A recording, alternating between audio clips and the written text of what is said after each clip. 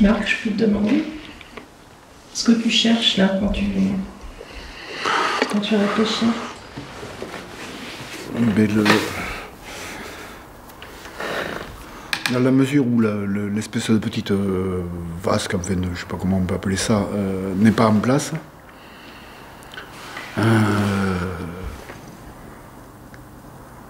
je sais que la vasque va être là.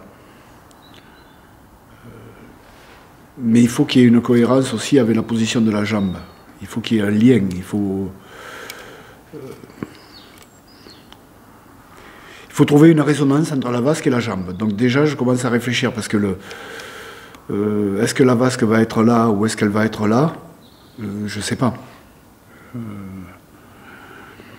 Je pense qu'elle sera par là. Que ce serait pas mal en fonction du petit banc.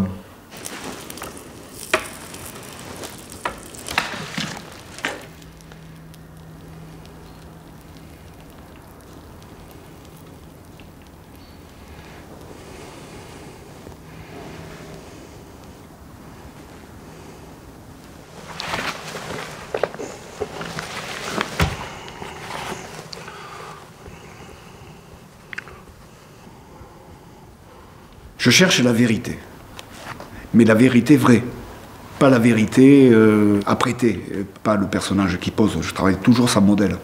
Il m'arrive de dessiner d'après modèle, mais c'est pour prendre des notes, c'est pour mémoriser de la forme. Et après je mémorise, et après, suivant les besoins de la sculpture que je suis en train de faire, il y a des choses qui ressortent. Mais je ne cherche pas la vérité anatomique, celle-là, elle ne m'intéresse pas. Je cherche une vérité qui serait plus profonde. Alors c'est prétentieux de dire ça. On va dire que j'y arrive pas. Mais c'est ce que je cherche.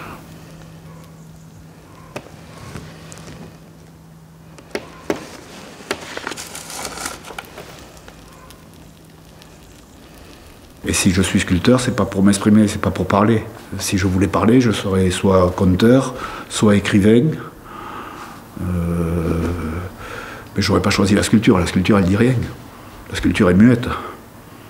Ou la sculpture nous dit des choses qu'on ne peut pas dire avec l'écrit ou avec la parole. Donc la sculpture nous dit des choses indicibles. Et c'est cet indicible, cet inconnu qui m'intéresse.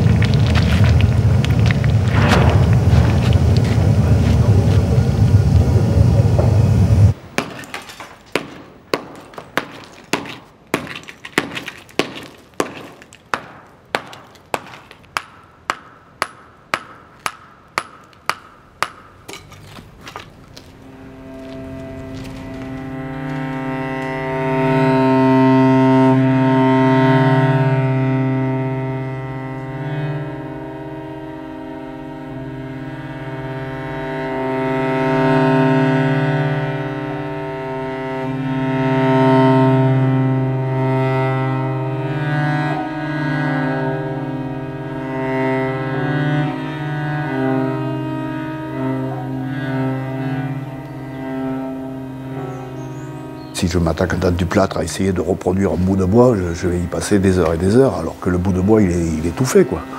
Et ces matières-là sont magnifiques, parce que ce sont des matières qui ont vécu. Je ne peux pas travailler du bois neuf, c'est impossible. Un bois neuf, c'est insupportable. Alors qu'un bois qui a traîné, qui a pourri, lui me parle.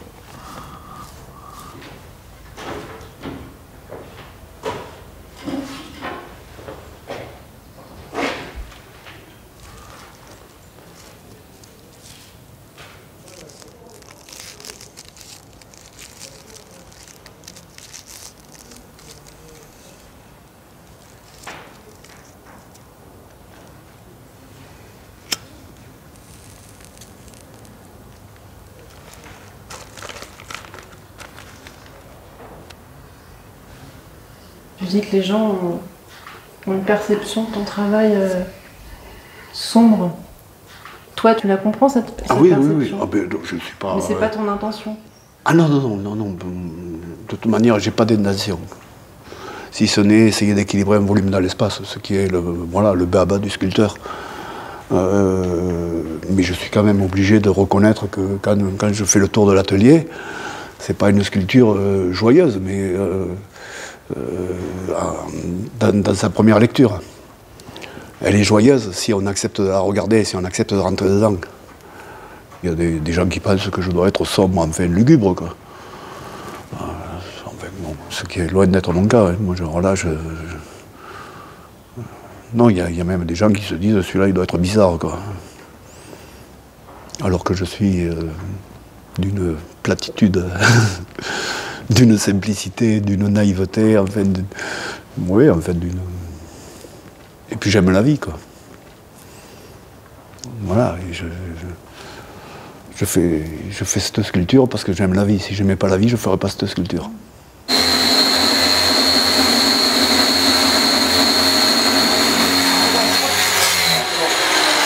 C'est bon, ça va encore. C'est bon,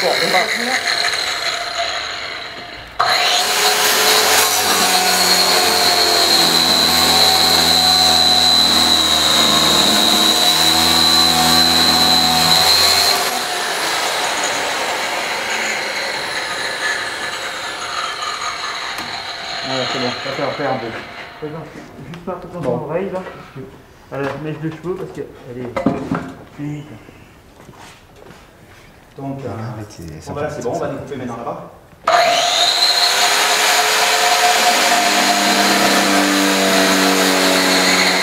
Voilà, on a ça. C'est bon? Ouais.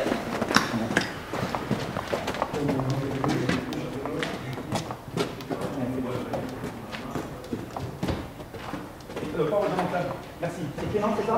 Ah bien.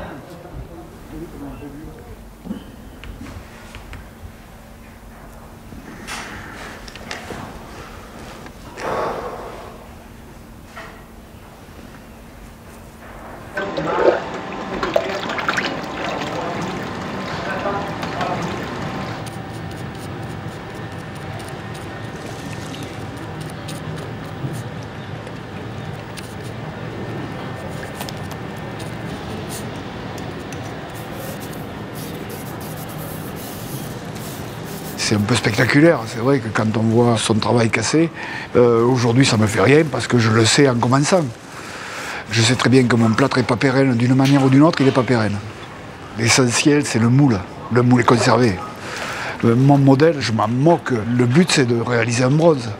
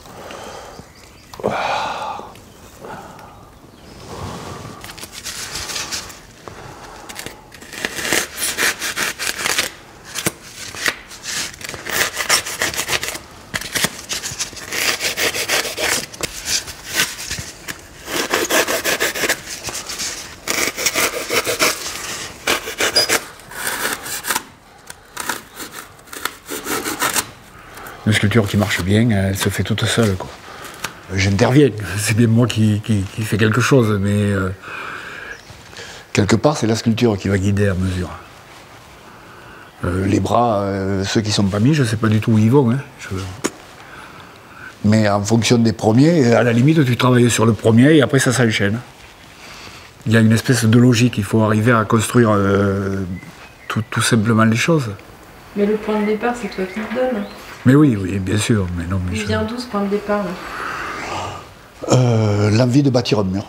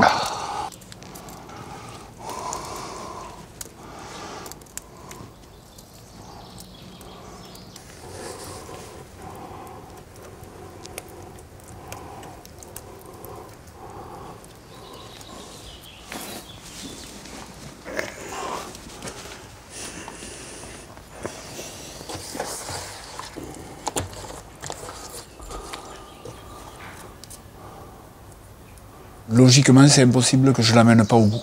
Tout est lisible, tout est là pour que ce soit une sculpture.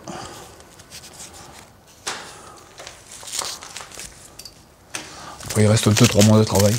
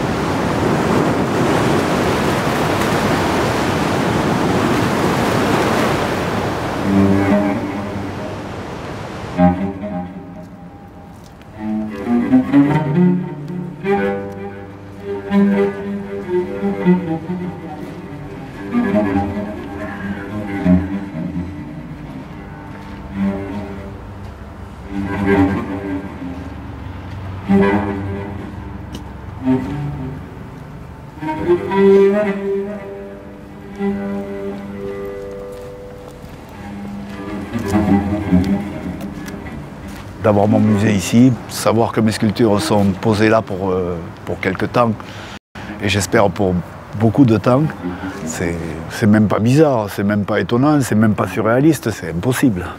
Ça n'existe pas, quoi. C'est un cadeau que François m'a fait, c'est au-delà.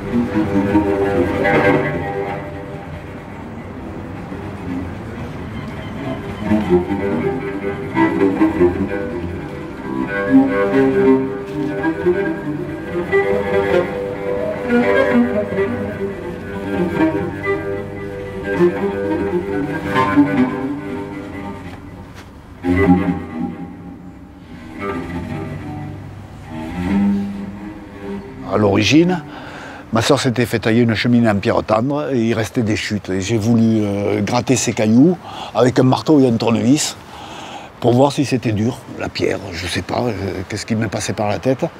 Et ça m'a vachement plu. C'est tout bête, j'avais pas de livre d'art à la maison, j'avais pas de... on me parlait pas de peinture, on me parlait pas de sculpture. Et la seule chose que je peux dire, c'est qu'à cette époque, j'avais l'encyclopédie Focus à la maison. Les 5 livres qu'on avait, c'était l'encyclopédie Focus, que j'avais acheté, que je feuilletais, que je regardais comme si c'était des bibles. Et je suis allé voir la sculpture et je suis tombé sur Ptolémée III de Jean Arp, qui est en photo dans cette encyclopédie, et qui faisait cette forme évidée, et ça m'a fasciné.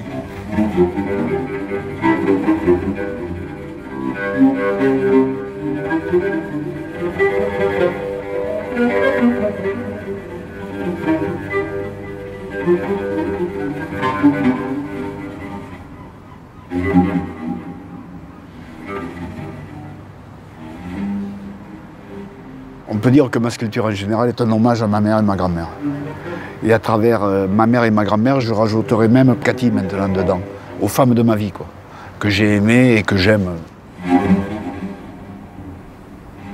Ma sculpture est mon amour des femmes, mais c'est un amour donc, qui peut toucher à une forme d'érotisme, au rapport au corps, mais un amour des femmes plus profond, qui va bien au-delà. Et quand je passe à ma grand-mère, ma mémé, c'était ma déesse.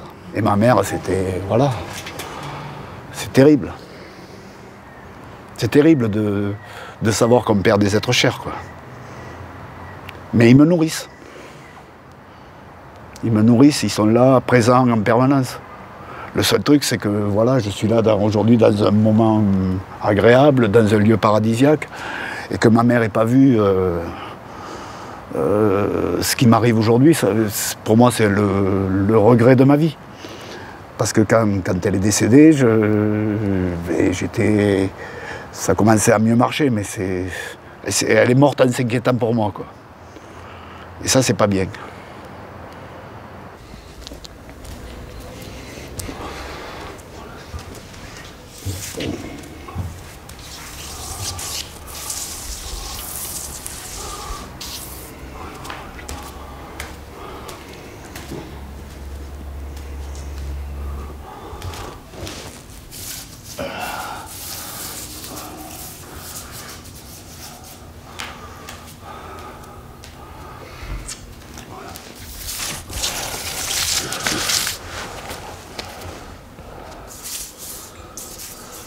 Le décès, c'est comme presque entrer au couvent.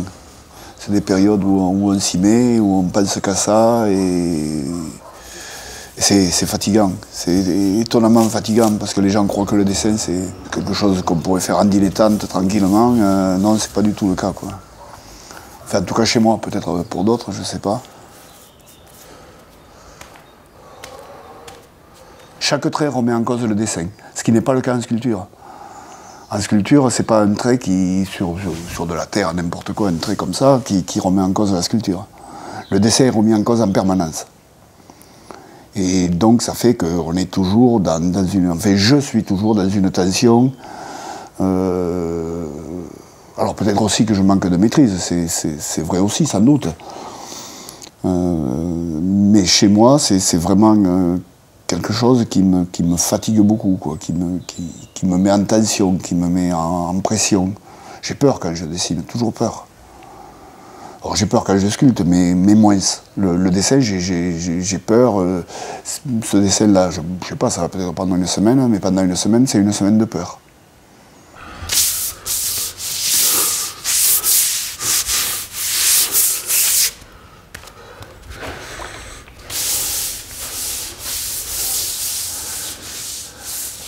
Pour m'obliger à aller vite, il faut que je sois inconfortable. Si je suis trop confortable, si j'étais pépère dans mon fauteuil, ça influencerait la rapidité du dessin et c'est pas bon. Enfin, ça influencerait plutôt sa lenteur. Et je crois que le dessin demande à aller vite. Et plus on est inconfortable, plus on est dans une situation où physiquement on se fait un peu mal, quoi. Plus ça aide pour aller vite. C'est-à-dire que quand on est inconfortable, on pose le trait et il nous tarde une seule chose, c'est de nous relever pour faire du bien au dos. Mais ça, c'est bien. Donc tout ce qui peut aider à la rapidité est une bonne chose.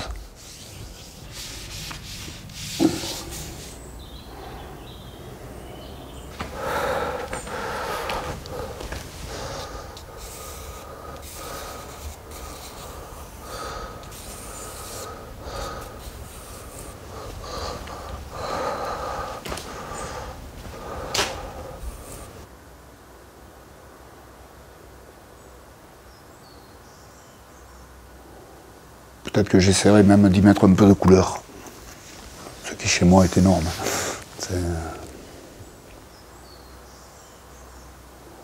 Ouais, peut-être aller chercher des bleus dans le ciel là-haut. Peut-être, je verrai. Je vais voir comment ça évolue.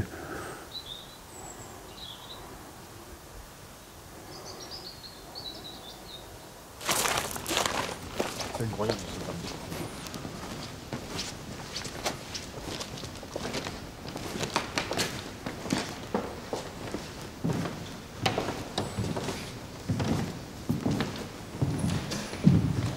Oui, celle-là, que Toute neuve. Ah oui, le vieux pommier, non, on n'a jamais vu. Ben, faut voir. Ben, essayez la photo même. Essayez de voir.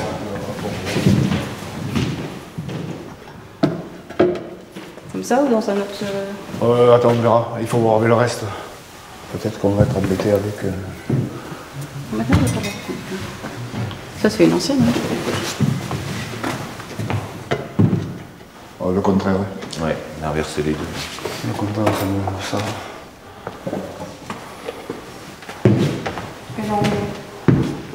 Ouais, non, vers nous. Ouais. Je crois que c'est pas mal ça. Non, ça marche. Oui, là, les trois, je suis sûr, elles marchent. les deux masses comme ça et les petites qui vont s'écarter, c'est bien. Oui. Non, honnêtement, c'est bien. Hein, C'est ça, ça sera peut-être pas facile à gérer. là, On peut aussi ne pas mettre celle-là, hein, je veux dire, la mettre à l'intérieur du cube ou celle-là, je pense que le mieux, ce serait l'isoler, justement, l'isoler sur un socle à l'entrée, hein, je veux dire, parce qu'elle a une puissance toute seule et dès que tu la mets avec d'autres, elle perd tout. Moi, c'est bouffé. Oui. Encore. Vas-y, encore, fous le parallèle. Ouais. Comme ça? Moi, j'aime bien. Ouais, c'est beau.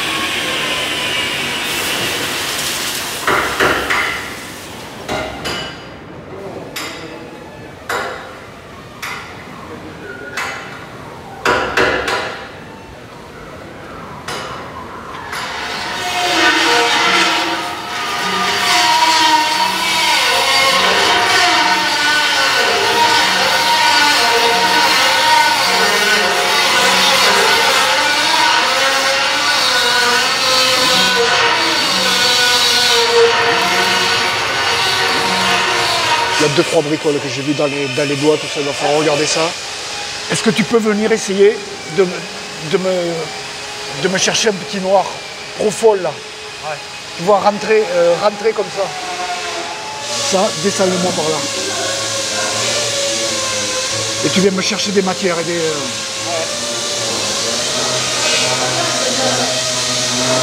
Elle est en train de réapparaître. C'est fait, elle a réapparu. Elle est là. Et elle est là pour un moment. Parce que bon, le bronze, ça reste quand même un matériau qui nous permet d'espérer pérenniser le travail. Et pérenniser le travail après nous.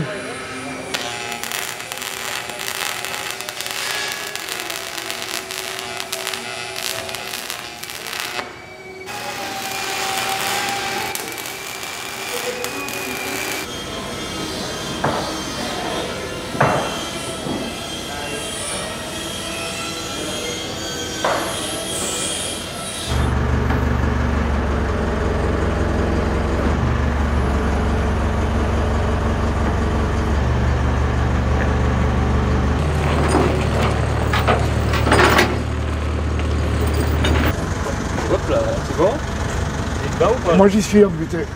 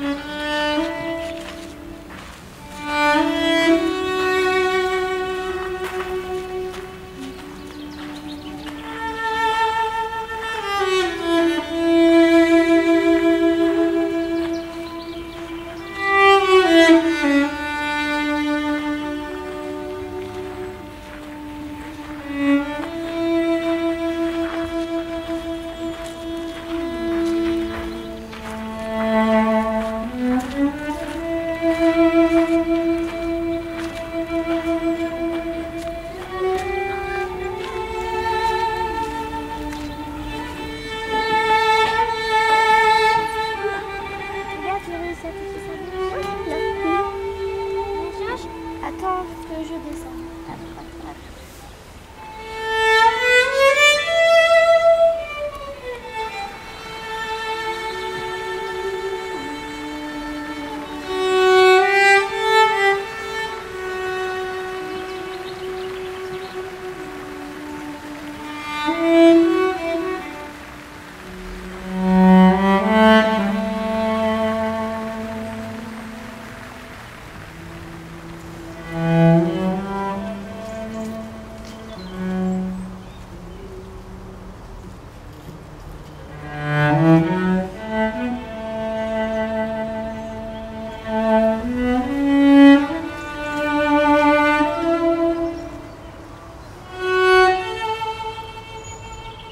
sculpture, elle me rappelle un très bon souvenir.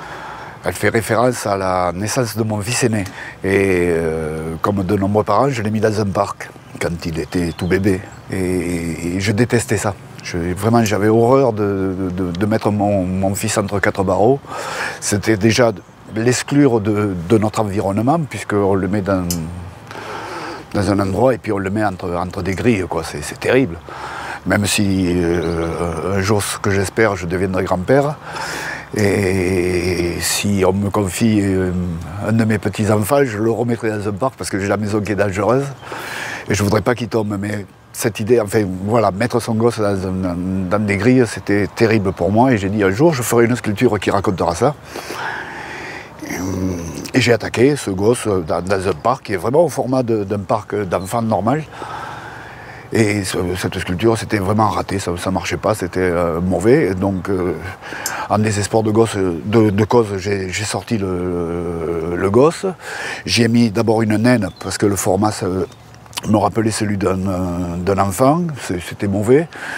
J'ai fini par y mettre une grand-mère, c'était encore pire, et c'était une catastrophe. Donc cette sculpture ne marchait pas, et je l'ai laissée pendant 6 mois, 1 an à l'atelier, comme ça, en disant, bon, c'est mauvais, on n'en fera rien.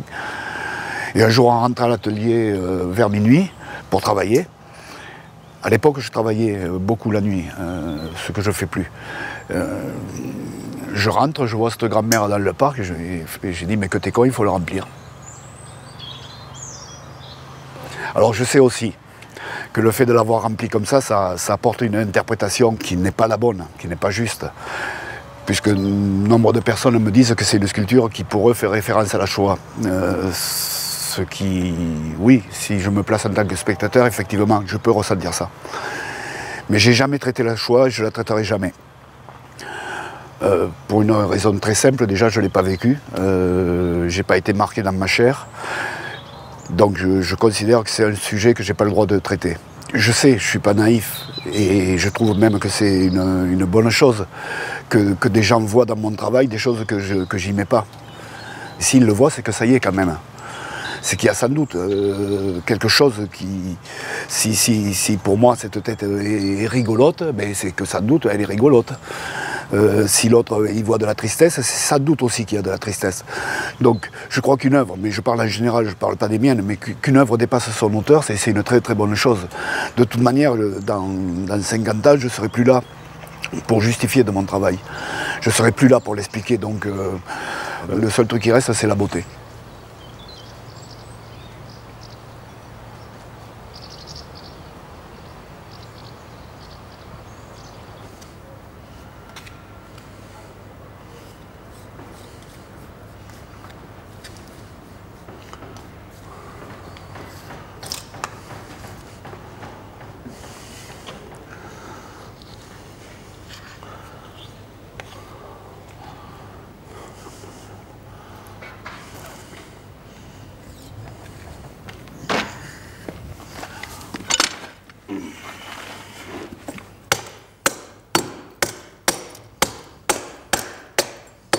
Dans la mesure où je ne sais pas la sculpture que je vais faire, c'est rare qu'à la première fois, j'arrive à un résultat qui me satisfasse. Donc, je fais quelque chose, quand ça me plaît, je le garde, mais c'est une fois sur deux, ça me plaît, et une fois sur deux, il faut casser. Et remettre en cause, et puis c'est ce qui m'intéresse dans la sculpture. Honnêtement, faire finir une sculpture dans ma tête, ça ne m'intéresse pas. Ce que j'aime, c'est le rapport avec la matière, c'est ce qui se passe avec le volume, c'est ce qui se passe en la faisant, c'est le hasard, ce que m'apporte le hasard. Je crois qu'à l'atelier, c'est le hasard qui travaille le plus. Et moi, je choisis. Voilà, mon intervention, c'est de dire, mais tiens, le hasard m'a apporté ça, je le garde ou je ne le garde pas.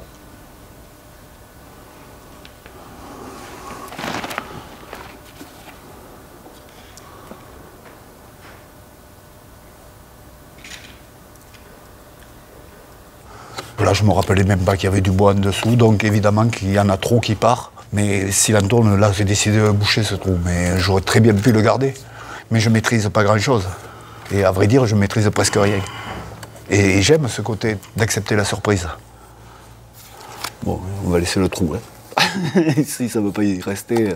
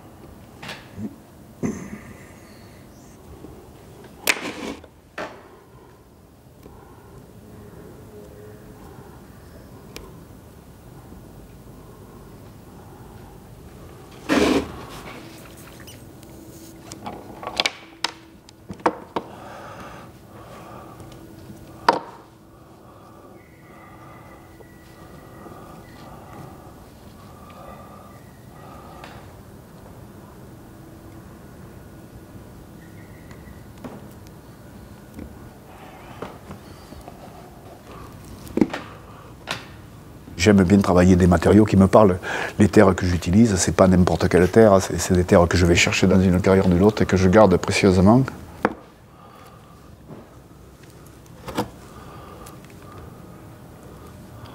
Une terre, c'est plus souple. On a les traces, on a mes empreintes, on a quelque chose de tactile et puis on remet en cause beaucoup plus rapidement.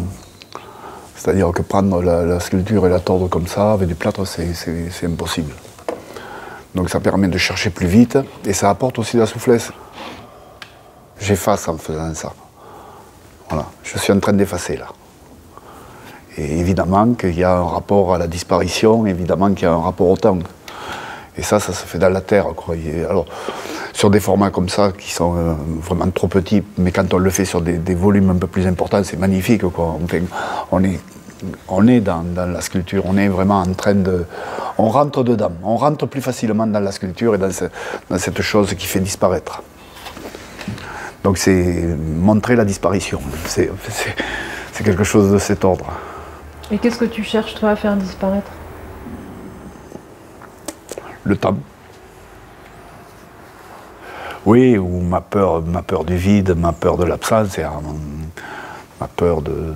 Oui, mais le temps, je crois que c'est la meilleure... c'est le temps, quoi. L'épée de Damoclès qu'on a tous là-haut. Voilà, c'est ma peur de la mort. C'est essayer de comprendre. Je ne suis pas philosophe. Donc peut-être qu'en faisant de la sculpture, je cherche à être philosophe. Et à accepter. Mais j'accepte pas, quoi. Est-ce que depuis que tu as commencé, tu dis que ça fait 40 ans, tu as progressé par rapport à ça? Non, pas du tout. Ça sert à rien. Ça sert à rien. C'est vraiment, voilà, ça m'occupe. Et à la fois, quand je travaille, je ne pense pas à ça. Je ne pense pas du tout. C'est un raisonnement que je porte sur la sculpture en tant que spectateur, une fois qu'elle est achevée, on va dire. Mais là, quand je fais ça, je ne suis pas en train de penser à ce que je fais disparaître. J'en sais rien. Je cherche à équilibrer un volume dans l'espace. Je cherche à ce ce qui se passe entre cet objet et moi, il y a quelque chose, il y a une relation, il y a quelque chose, voilà. Voilà, j'ai fait ça, mais ça apporte. On n'a même pas besoin de regarder, quoi. Juste, il faut regarder avec les doigts. Voilà, on regarde avec les doigts, et là, on rajoute juste un peu d'œil, et puis voilà, et on y est. Sauf que, avec la terre, c'est sans fin.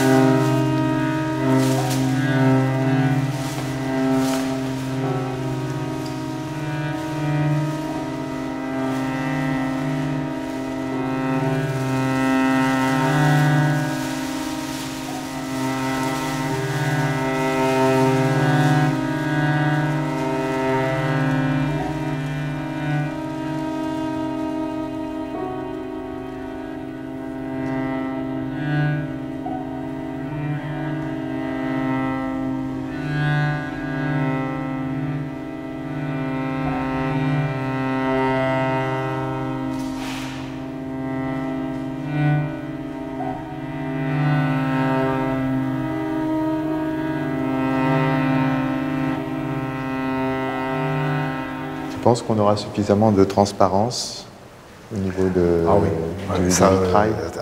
Il est très très clair. On est vraiment dans une gamme très pâle. Mais ça aura de toute façon un autre aspect en verre. Ah oui, ça c'est sûr. Il ne faut pas s'imaginer que ça sera la même chose. Non, mais il y a une traduction, mais enfin, il faut que la traduction réponde à ce que j'ai voulu quand même. Ouais. Après, que ce soit une traduction, je l'accepte, je sais, c'est pas le même matériau, et au contraire, comme tu dis, ça peut être une autre étape de travail, et essayer d'en faire quelque chose qui soit peut-être encore plus beau, quoi. Cette œuvre contemporaine, dans cet écrin du XIIe siècle, il n'y a rien de choquant, en fait. Ce que tu nous montres est aussi intemporel. Ça, c'est un beau compliment que tu me fais. Ça, c'est le rêve. Si on arrive à ça, c'est extraordinaire.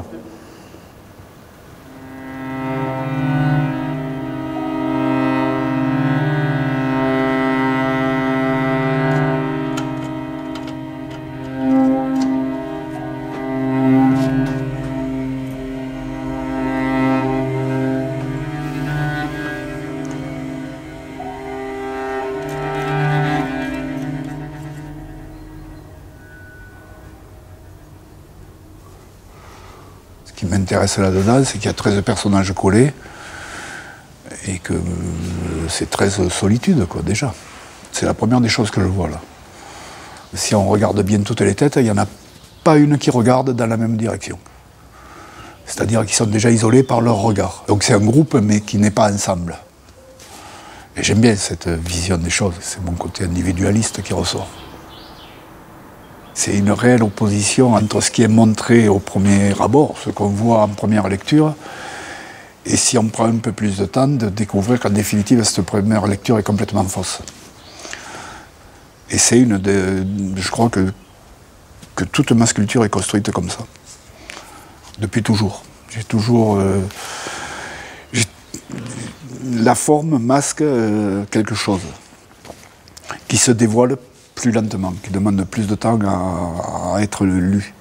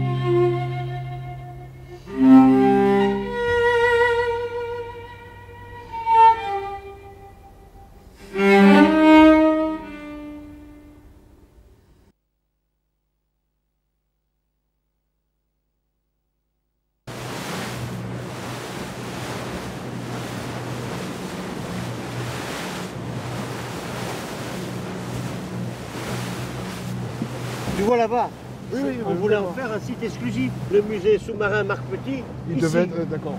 Et c'est ensuite après, après, je crois que c'est toi qui as exigé. Oui, c'est toi qui as exigé, mais je veux le golfe entier. Oui, non, mais c'est ça, oui. Je veux des sept énormes jusqu'aux îles Guinée. Regarde-les là-bas. Je deviens un peu mégalo, tu sais, maintenant tu me donnes ça, je prends ça. Moi. Oui.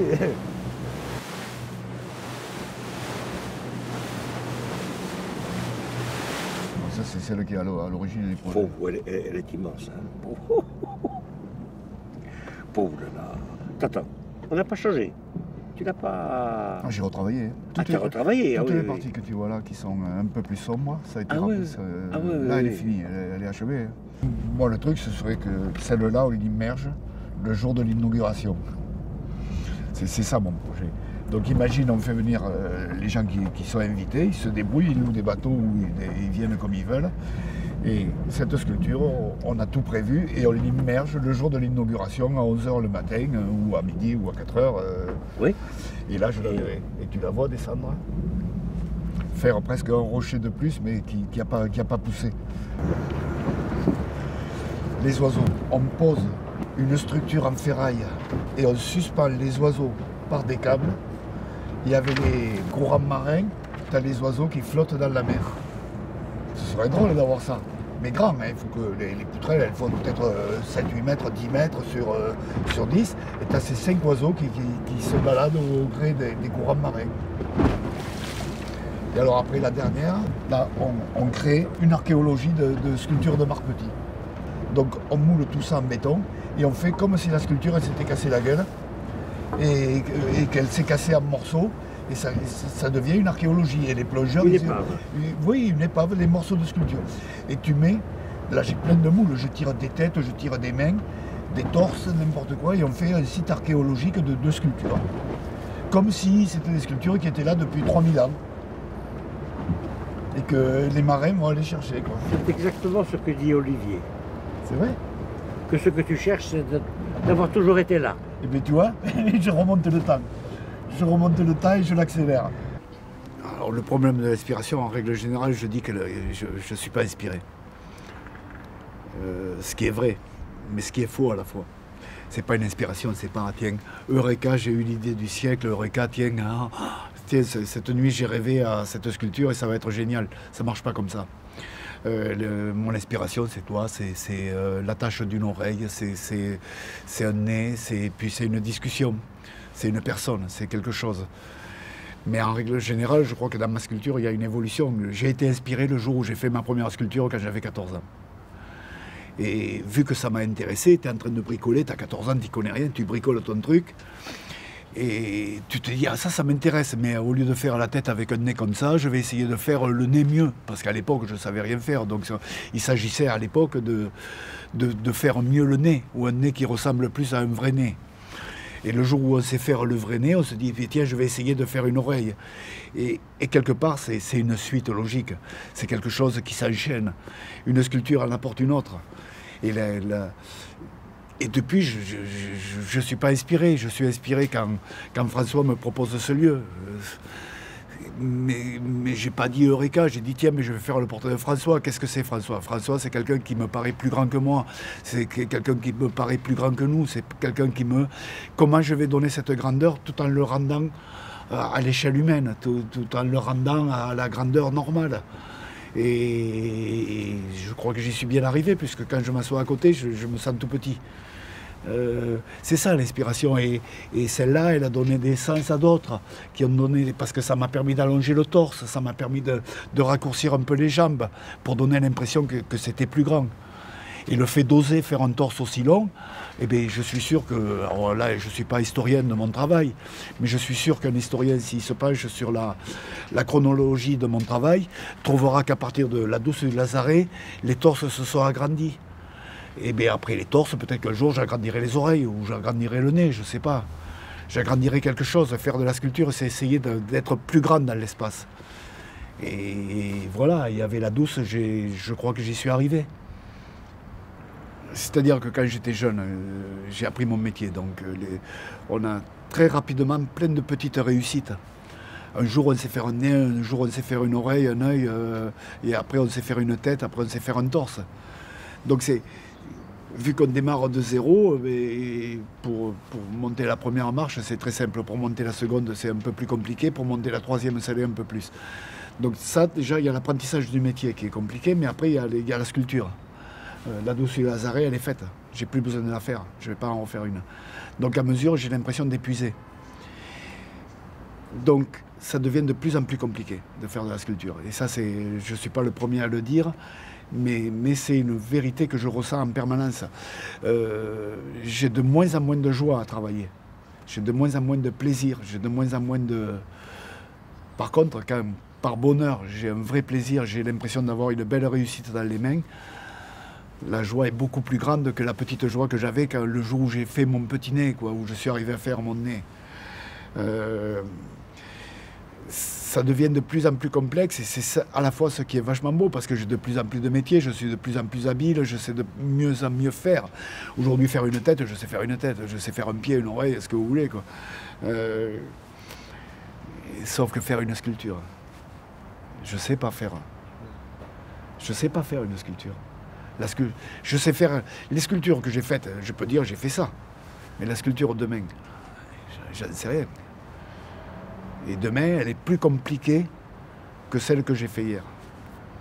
Parce que hier, j'avais 55 ans et demain, j'en ai 56. Et j'ai un an de pratique en plus, un an de recul en plus. Et un an de maturité en plus. Et un an de lisibilité de la sculpture des autres en plus. C'est-à-dire que hier, je comprenais Phidias à 55 ans et demain, je comprendrai Phidias à 56. Et vu que les chefs-d'œuvre sont inépuisables, c'est pas pour rien qu'on dit ça. Un chef-d'œuvre, il est inépuisable parce qu'il est inépuisable. Il est inépuisable parce que il est plus grand que vous. Donc, toute la grandeur des œuvres du passé, eh bien, moi, je suis capable de les lire jusqu'à une certaine mesure. Mais je ne suis pas capable de les lire complètement. Phidias, je l'aime vraiment, mais je ne suis pas capable d'aimer Phidias comme il le mérite.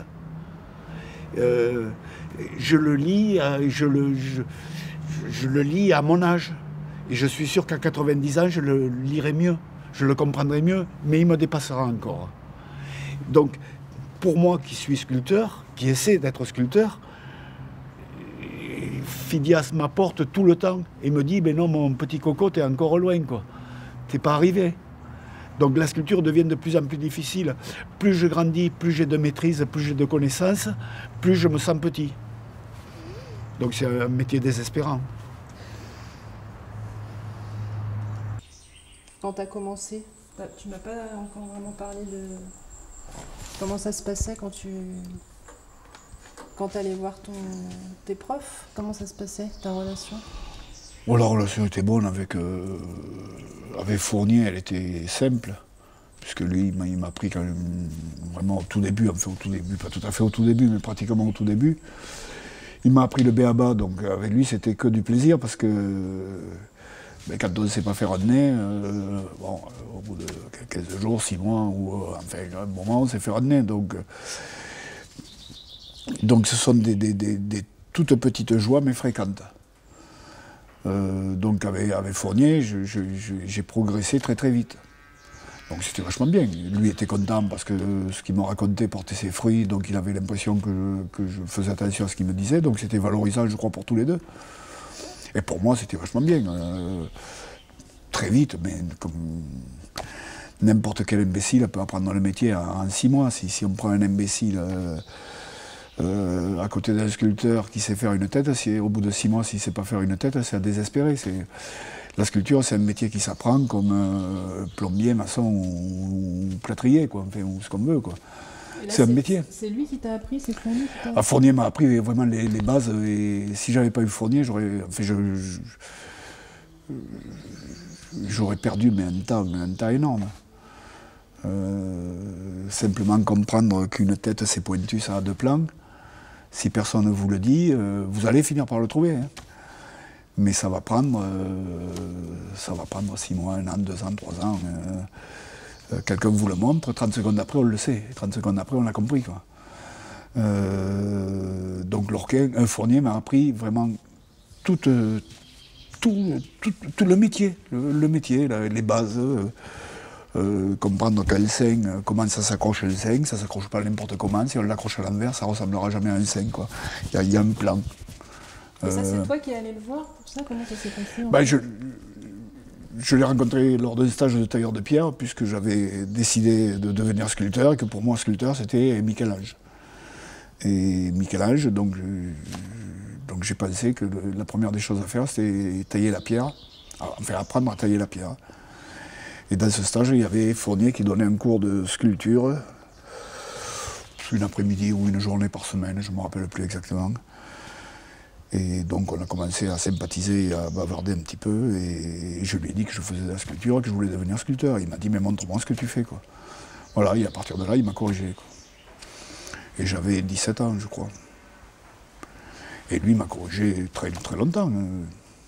Bon, après, avec l'orchestre, ça a été un peu plus difficile, quoi. Enfin, l'orchestre, je lui dois tout. Hein. C'est vraiment... En fait, ça a été un peu plus difficile parce qu'il était terrible, quoi. Il était sévère, il était... il avait une connaissance de la sculpture absolument prodigieuse. Et il était sans concession. C'est-à-dire que pour lui, la sculpture, c'était le bon Dieu, quoi. Donc on ne touche pas au bon Dieu. Et si on se permettait de ne pas respecter la sculpture comme il fallait la respecter, en définitive, il était terrible. Il était d'une sévérité incroyable, presque violent, quoi. Dur, en tout cas quelqu'un de dur. Voilà, on ne rigole pas avec la sculpture. La sculpture, c'est, comme il m'a dit une fois, tu portes Phidias, tu portes Michel-Ange, tu portes Rodin, et toi, petit merde de 32 ans, tu te permets de ne pas traiter les genoux, quoi. Bon, voilà, c'est assez brutal de se l'entendre dire, mais par contre, c'est une chance inouïe d'avoir croisé un homme comme ça, quoi. Comment tu l'as rencontré? Ben, sa femme était ma prof d'histoire en seconde quand j'ai arrêté le lycée. Et elle m'a dit, mais mon mari est premier Grand Prix de Rome. Quand je lui ai dit, je veux devenir sculpteur. Et elle m'a dit, mais attends, mon mari est premier Grand Prix de Rome, si tu veux, je te le fais rencontrer. Et ce jour-là, il voit mes premières sculptures et il a cherché la formule la plus gentille possible. Et il m'a dit, c'est la poésie d'un gosse de 6e. Va avaler ça quand tu as 17 ou 18 ans, petit jeune homme qui est fier de lui parce qu'il se prend pour un artiste. Ça te remet à ta place assez rapidement. Et c'est assez dur à avaler, quoi. Et après, là, il ne veut plus me voir. Je ne l'intéresse pas. Et quand j'ai fait ma première expo à Cahors, j'avais 21, 22 ans, je ne me rappelle plus. Et là, je l'ai forcé à venir, et à partir de là, il a accepté de me corriger, quoi. Et à partir de là, c'est une relation extraordinaire avec l'orchestre, quoi. C'est quelqu'un qui m'a appris ce que je sais. Voilà, qui m'a dessiné 3 jambes une fois, il m'a dit ça c'est la jambe de Rodin, ça c'est une jambe d'un être humain normal, et ça c'est une jambe de Germaine Richier, quelle est la plus grande? La plus grande, c'était Germaine Richier, évidemment. Il me dit, ben, tu vois, parce que là, elle triche là elle gagne là elle a gagné de l'espace. Tu vois, elle va chercher, au lieu d'aller le chercher là, elle va le chercher un peu plus haut. Et par contre, elle descend la cuisse un peu plus bas. C'est-à-dire qu'au niveau de la lecture, ça ne change absolument rien, mais ça donne une grandeur à l'ensemble. Et il m'a dit, trouve ta grandeur. Alors, et il m'a aidé à la trouver, il m'a apporté énormément, quoi. Il mettait le doigt sur mes sculptures, il me dit, justifie ce point, justifie celui-là. Si tu n'es pas capable de le justifier, c'est qu'il n'est pas à sa place, c'est qu'il n'apporte rien. Donc il n'est pas là, il ne doit pas être là. Voilà, et tiens, justifie ça. Pourquoi ce point-là, il est là? Il est là, mais il n'est pas là. Il est là par rapport au nez, par rapport au front. Est-ce qu'il est à sa... Est-ce qu'il ne serait pas mieux s'il était un peu plus haut ou un peu plus bas? Est-ce que tu gagnerais pas? C'est ce que tu continues à chercher quand tu travailles? Ah oui. Quand tu as ton marqueur, tu penses à lui encore? L'Orquin, oui, ça m'arrive d'y penser. Mais... plutôt dans les moments de trou, quoi. Je me dis, grosso modo, qu'est-ce qu'il faut faire? J'en suis là, qu'est-ce qu'on fait maintenant? Oui, aujourd'hui j'y pense, j'y pense régulièrement, simplement parce qu'il a été important dans ma vie, quoi. J'y pense plus en tant que sculpteur, réellement, quoi. Mais par contre, j'oublie rien de ce qu'il m'a appris, quoi. J'essaye en tout cas d'être respectueux de ce qu'il m'a appris. Et Enfin, parce que je crois que c'est la bonne façon d'aborder la sculpture. Sans tricher, en respectant toujours ce truc. Tu portes Phidias Michel-Ange Rodin. Alors, dit comme ça, on se dit, bon, il nous emmerde, quoi. Mais non, il nous emmerde pas, quoi. Il nous emmerde pas parce qu'il a raison, quoi.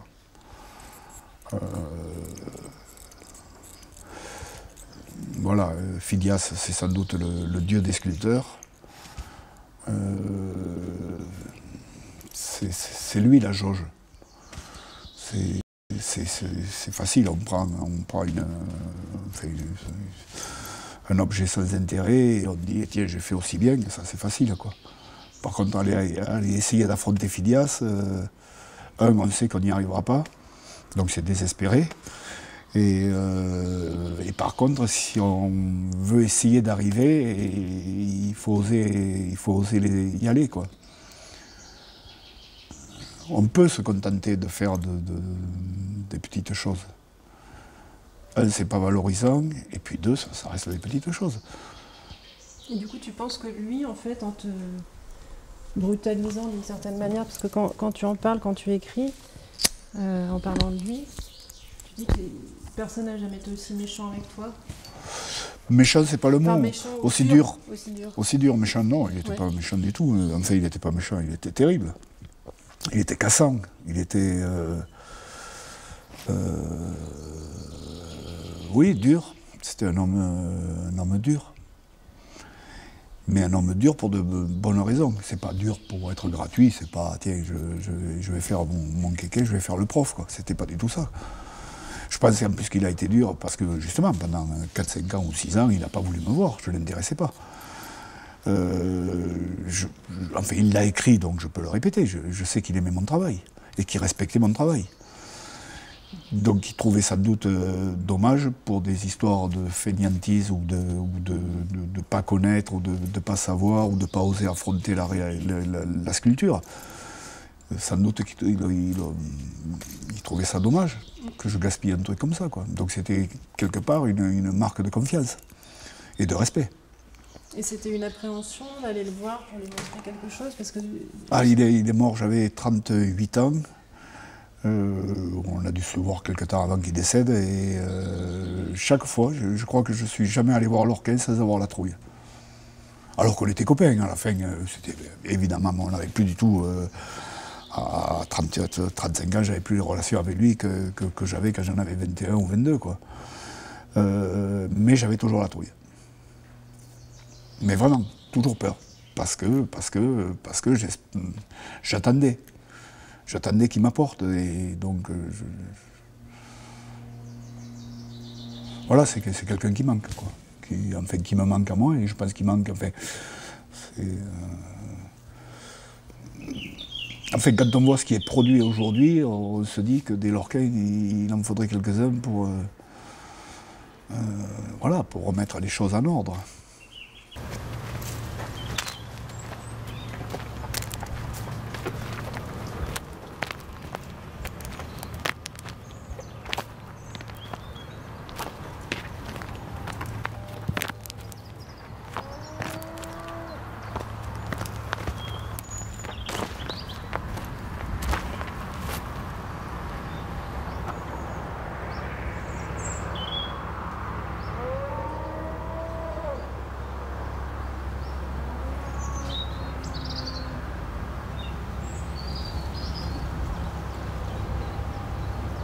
Ces 12 sculptures racontent 12 anecdotes de ma vie à travers les 12 mois de l'année, janvier, février, mars.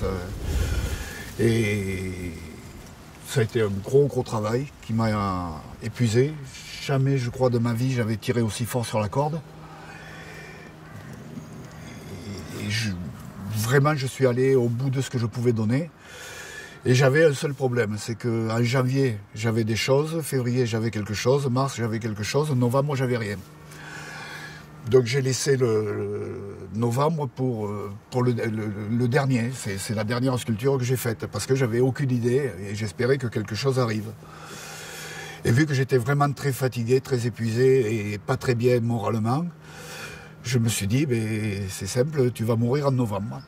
Et là, j'ai dit, c'est pas possible, je fais pas ma mort, c'est absolument impossible. Et puis je me suis rappelé quand même d'une petite anecdote, je dis toujours que j'aime la vie, ce qui est vrai, et que j'aimerais vivre au moins jusqu'à 150 ans. Alors j'ai décidé, celui-là, de le dater, et c'est le seul des 12 tonnes d'eau qui est daté, il est daté novembre 2112, je me suis mis un an d'arabe, ça me ferait mourir à 151 ans.